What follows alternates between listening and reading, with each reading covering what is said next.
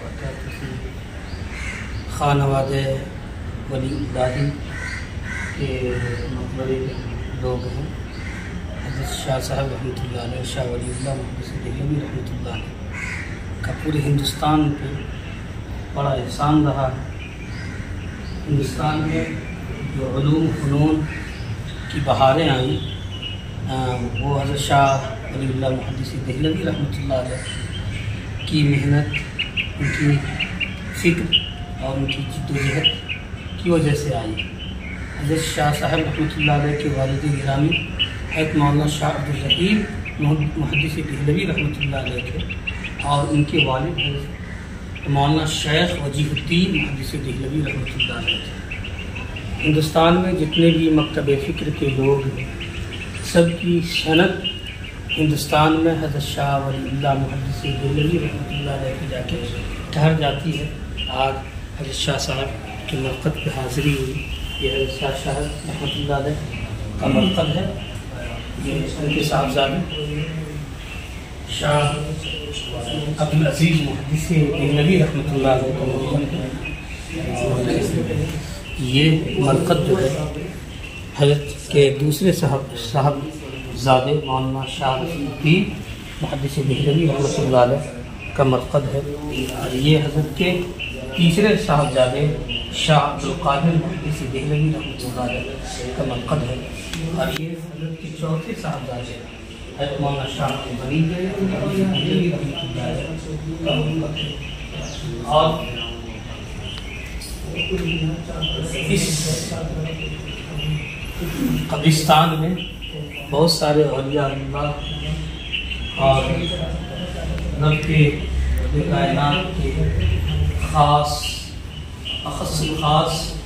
عارفین آرام فرما رہے ہیں.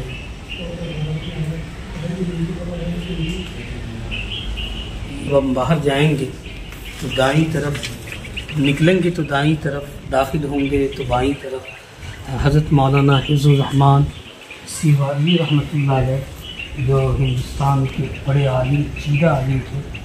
جنگ آزادی کے بعد ان کی چیتی بستی تھی، اور جمعیت علماء ہند کے ناظم عمومی اس وقت ہوا کرتے تھے. حضرت کا مرقد ہے. 1962 میں آپ اس دنیا سے رخصت ہوئے تھے. اور جب ہم آگے آتے ہیں اور دیگر اکابرین کی قبریں ہیں. فوٹو نہیں دی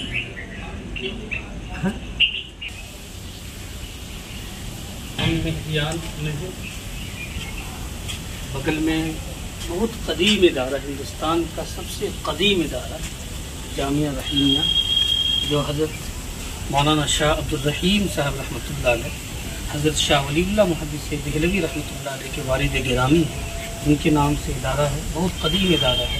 اور اس کے بغل میں ایک قبرستان ہے، اور وہیں حاضری ہوئی. ابھی اندر گئے تھے، اندر سے باہر آئے ہیں. اور اصل دکھانا ہے حضرت مولانا مفتی عتیق الرحمان عثمانی رحمۃ اللہ علیہ کے مقبرے کو، جو اپنے وقت کے بڑے محدث بھی تھے، بڑے ادیب بھی تھے، اور بڑے شاعر بھی تھے. ان کا تخلص واقف ہوا کرتا تھا. یہ حضرت مولانا مفتی عتیق الرحمان عثمانی. یہ حضرت مولانا مفتی عزیز الرحمان عثمانی جو دیوبند کے مفتی اعظم تھے، ان کے صاحبزادے ہیں. اللہ تعالیٰ انہیں غریق رحمت کرے. 1901 ماہ دسمبر میں 1901 عیسوی ماہ دسمبر میں ان کی ولادت ہوئی تھی، یعنی آزادی سے تقریباً 46 سال قبل. اور ان کی وفات ہوئی ہے 1984 میں. 1984 میں حضرت مولانا مفتی عتیق الرحمان صاحب عثمانی کا مرقد ہے. اس میں جتنے بھی لوگ آرام فرما رہے ہیں، اللہ تعالیٰ سبوں کی مغفرت فرمائے. اس قبرستان میں زیادہ تر اولیاء کرام مجدد ہوا کرتے تھے، مفکر ہوا کرتے تھے، صاحب دین، صاحب فکر، صاحب نظر ہوا کرتے تھے. ان کی قبریں ہیں.